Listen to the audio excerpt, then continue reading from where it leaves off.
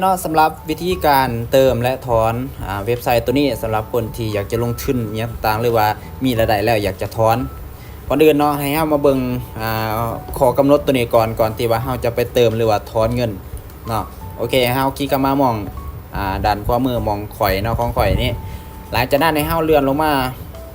ด้านลุ่มเนาะเลื่อนลงมาด้านลุ่มให้เฮาคลิกเข้ามามองเข้าว่าฮับห้องซื้อแท้เนาะด้านลุ่มเนาะจะเป็นกาคนเนาะฮับห้องซื้อแท้ให้เฮาคลิกเข้าไป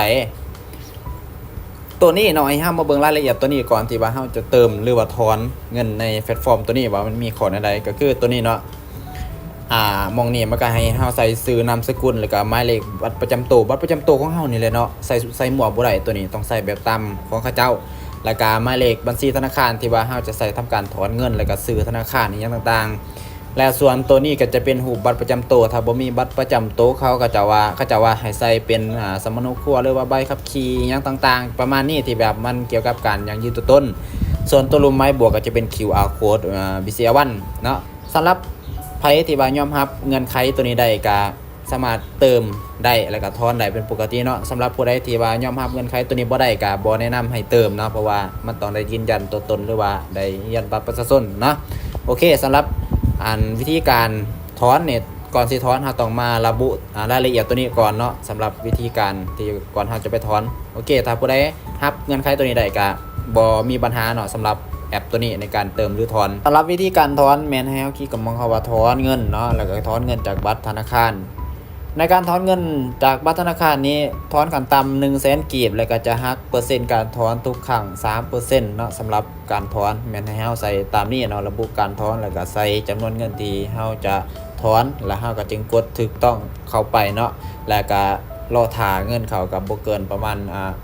ตามคันคือช่วงนี้มันคนบ่หลายก็อาจจะได้ไวเนาะก็สิประมาณนี้แหละสำหรับวิธีการถอนอีกอย่างนึงเนาะสำหรับรหัสการถอนเงินแม่นให้เฮานี้มาตั้งอยู่มอง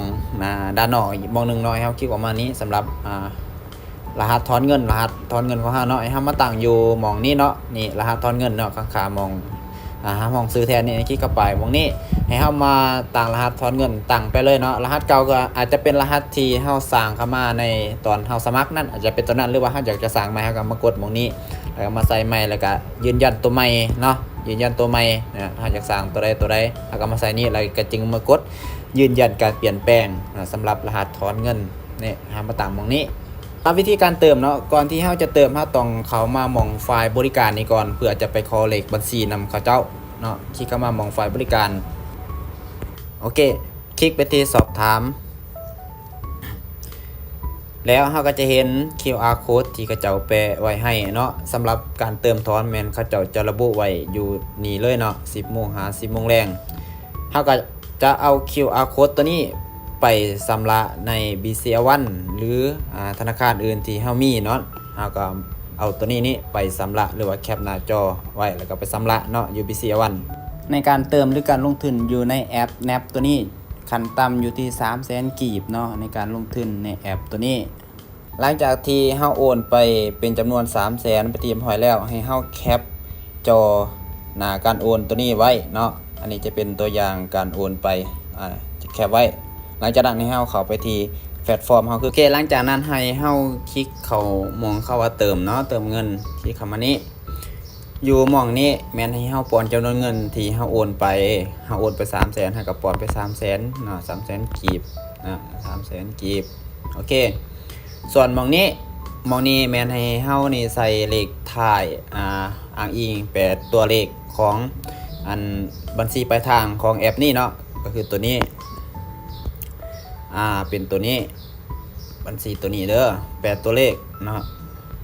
ตัวอย่างตัวนี้นี่8ตัวเลขตัวนี้นี่ก็คือ2 4 6 8ก็คือ197 3961หรือสินะ197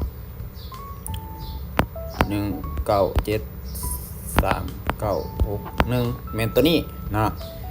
ส่วนตัวนี้นะแม่นให้ใส่เป็นของเฮาเนาะอันนั้น4ตัวเลขท้ายของเฮาก็คือตัวนี้บัญชีของเฮาตัวนี้แม่นตัวนี้ก็คือ4001เนาะทางถ่ายบัญชีเฮา4001จังซี่ ส่วนมองนี่แม่นใส่แล้วให้เฮาไปเอาสลิปการโอนที่เฮาโอนนั้นเอามาใส่เนาะตัวอย่างตัวนี้คือตอนเฮาแคปใบทมิตตอนเฮาโอนนั้นให้ปอนซะนี้ให้เป็นแบบนี้หลังจากนั้นเฮาก็มากดมองค่อยได้จ่ายเงินไปแล้วก็ถือว่าเป็นอันสำเร็จแล้วก็รอท่าเงินเข้าเนาะก็บ่เกิน5นาทีดังที่กระเจ้าอธิบายหรือว่าถ้าว่ามันเกินก็ทักหากระเจ้าได้เลยหลังจากที่เฮาเติมเงินเป็นที่เรียบร้อยแล้วเฮาก็มีแต่มารอท่าให้เงินเข้าอยู่หม่องนี้เนาะถ้าว่าเงินมันเข้าไปที่เรียบร้อยแล้วเฮาก็มีแต่มาทำหน้าที่ก็คือมากดงานปกติเฮาเนาะคือถ้าเฮาเติมในระดับใดมันก็สิปลดล็อกให้ระดับนั้นว่าเฮาเติมตัวระดับ 300,000 ตัว 300,000 ตัวนี้มันก็สิปลดล็อกให้เติมตัวอัน